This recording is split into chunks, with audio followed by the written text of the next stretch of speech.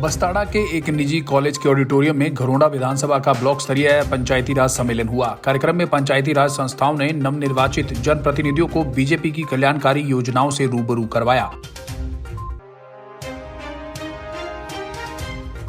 सांसद संजय भाटिया, विधायक हरविंदर कल्याण, जिला अध्यक्ष योगेंद्र राणा सहित बीजेपी पदाधिकारियों ने शिरकत की। निजी कॉलेज के ऑडिटोरियम में पहुंचे नवनिर्वाचित जिला पार्षदों, ब्लॉक समिति सदस्यों, सरपंचों व पंचों को सांसद संजय भाटिया व विधायक हरविंदर कल्याण ने जीत की बधाई दी। इसके साथ ही सभी जनप्रतिनिधियों को सम्मानित किया गया। सांसद संजय भाटिया ने अपने संबोधन में कहा कि सरकार सिर्फ योजनाएं बना सकती है, लेकिन उन योजनाओं को गांव का निर्वाचित जनप्रतिनिधि ही सफल बना सकता है।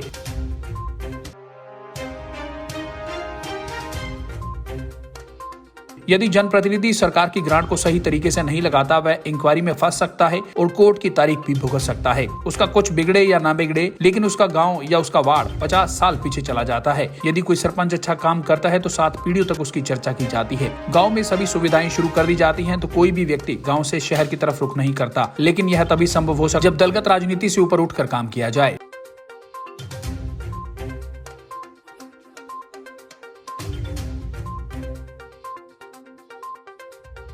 वहीं यमुना बेल्ट में हाईवे की मांग जो लंबे समय से उठती जा रही है, इस हाईवे को लेकर पत्रकारों से बातचीत करते हुए सांसद संजय भाटिया ने बताया कि केंद्रीय मंत्री नितिन गडकरी के सामने यमुना बेल्ट में हाईवे का मुद्दा रखा गया था। इस हाईवे को लेकर पहले भी चर्चा सामने आई थी, लेकिन डीपीआर विजिबल प्रोजेक्ट न मानकर इसे बंद कर दिया गया था। अब इस प्रोजेक्ट को दोबारा शुरू करवाया गया है। वहीं रैपिड मेट्रो के प्रोजेक्ट को सरकार एनसीआर से करनाल तक लेकर आई है और शीघ्र ही इसका बजट एलोकेट होने वाला है और उम्मीद है कि इसी सत्र में हो जाएगा।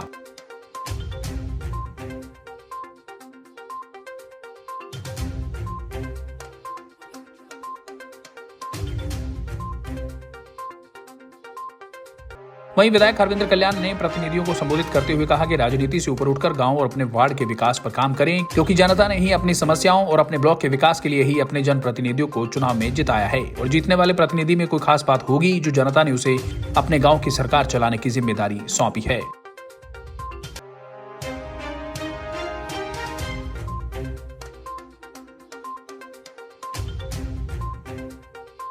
आज शुरुआत नहीं करी, आज तो हमारा लास्ट है मेरे करनाल लोकसभा के अंदर। जिस दिन सरपंच बने थे हमने सबसे पहला पूरे जिले का एक इकट्ठा पानीपत जिले का पानीपत के अंदर किया था। उसके बाद हमने विधानसभा वार इंद्री का और फिर असंध का, आज घरोंडा और नीलोखेड़ी का। मेरी लोकसभा के अंदर ये सम्मान समारोह कंप्लीट हो चुका है। ये तो 2 लास्ट में हुए हैं, अभी तो जिला पार्षद के रिजल्ट भी नहीं आए थे, उससे पहले हमने सारे कर दिए। ये 2 विधानसभा बची थी, ये भी दोनों आज हो जाएंगे। जब जनप्रतिनिधि है, जब चुना जाता है तो सारे समाज का होता है, तो दलगत राजनीति से ऊपर उठकर ही काम करना चाहिए। जो भी चुना जाता है, चुनाव तक आप अपना वोट मांग सकते हैं, अपने पक्ष में बात रख सकते हैं, लेकिन चुनाव में बनने के बाद आप सारे समाज के हो जाते हैं, सर्व समाज के हो जाते हैं। मैंने माननीय गडकरी जी, हमारे नितिन गडकरी जी, उनके सामने ही रखा था। ये कभी पहले भी चर्चा आई थी, लेकिन डीपीआर फिजिबल नहीं है, ये फिजिबल प्रोजेक्ट नहीं है, तो ख़त्म करके बंद कर दिया था। मैंने उसको दोबारा रिक्वेस्ट करके माननीय गडकरी जी को दोबारा शुरू करवाया। रैपिड रेलवे का था, एनसीआर के अंदर था।